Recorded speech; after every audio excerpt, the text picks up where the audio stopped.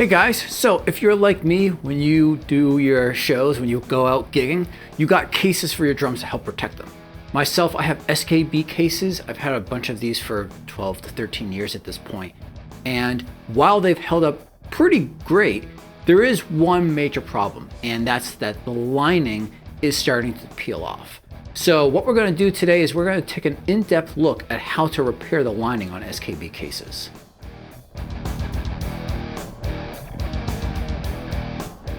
Okay, so there's really only three things that you're going to need to be able to actually do this repair, and there's a chance that you already have one or two of them available to you at your house.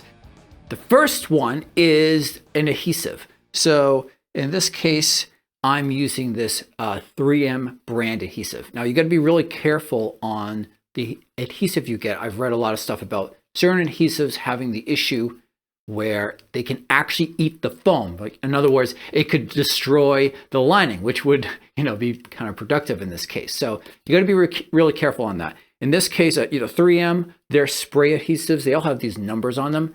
So you want to make sure that you get 3M numbered 90. Now I picked this up at Home Depot. I'm sure Lowe's and other places carry something similar to this. The second thing you're going to want to have are some surgical gloves, like, just those little gloves that you see at the doctor's offices. You're going to want to use those because you're going to want to avoid getting the spray adhesive on your skin. And finally, the last thing you're going to want to get is some paper towels. That's just to help clean up any mess that you make from spraying in the wrong spot. In addition to the things that you need to get to fix it, you're also going to have to pick a location. You don't want to do this inside, right? You don't want to do this on a nice rug or on your hardware floor because potentially it could damage that stuff if you get the spray on it. So do this outside or do this in an open garage, somewhere where you're not going to have to worry about damaging anything and where there's going to be a lot of ventilation. Okay, so we're going to start off by prepping the cases. For where the lining has come undone, just pull that down. Don't rip it more, but just pull it down so that it's easily exposed. That way you'll have an easier time spraying it after. Put on your gloves, grab the spray can, shake it really thoroughly, especially if this is the first time you're using it. Oh, and when you're spraying it, make sure that you keep your arm fully extended because that way you keep the spray as far away from your face as possible. You don't want to be breathing this stuff in.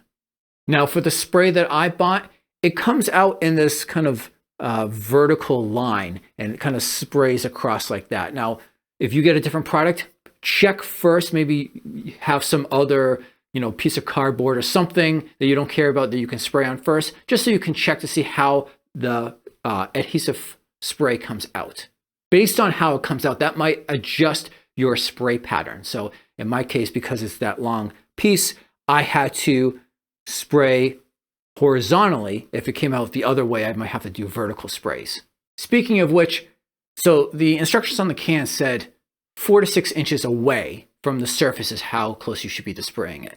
But I found that being that far away, I started making quite a bit of a mess. So I ended up getting really close to the foam when I was spraying it.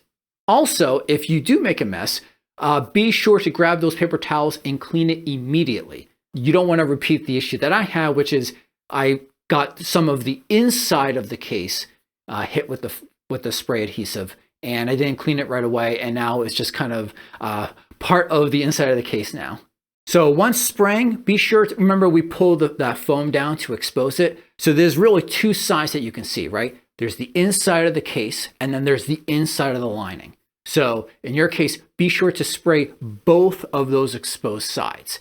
Now, depending on how fast or slow you're moving the can back and forth when you're spraying, you might have to go back and do a couple times back and forth, right? You want to make sure that there's a good coating of the adhesive on both sides of the material that you're going to be putting together.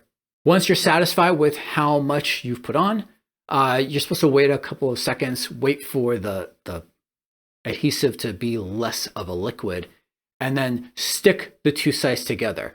Now, this is important. You want to make sure that you don't kind of plop them together. You want to put a lot of pressure on those pieces of foam, really squeeze them together. I also recommend not trying to fix the entire case in one go. So if you have a large area you're dealing with, spray one little section, put pressure on that. Next section, apply the spray, pressure, apply the spray, pressure. And of course, when you're done with one case, you can move on to the remaining cases.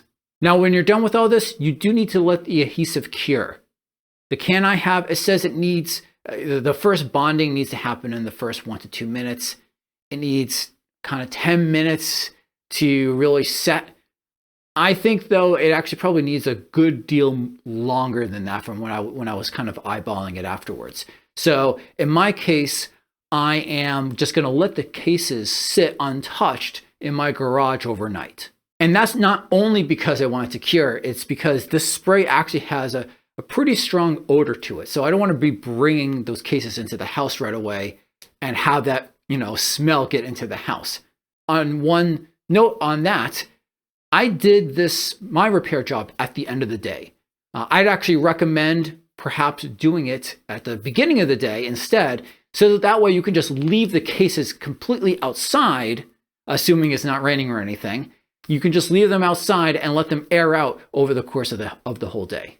So I hope you guys found that useful. I didn't have that much information from when I started this process to figure out how to fix the lining on my cases. So hopefully this will make life a little bit easier for you guys. I do have other videos coming out all the time. Of course, I have other gear tip videos and recording tip videos and all sorts of things drum related. So if you don't want to miss out, then don't forget to subscribe. Until next time, peace.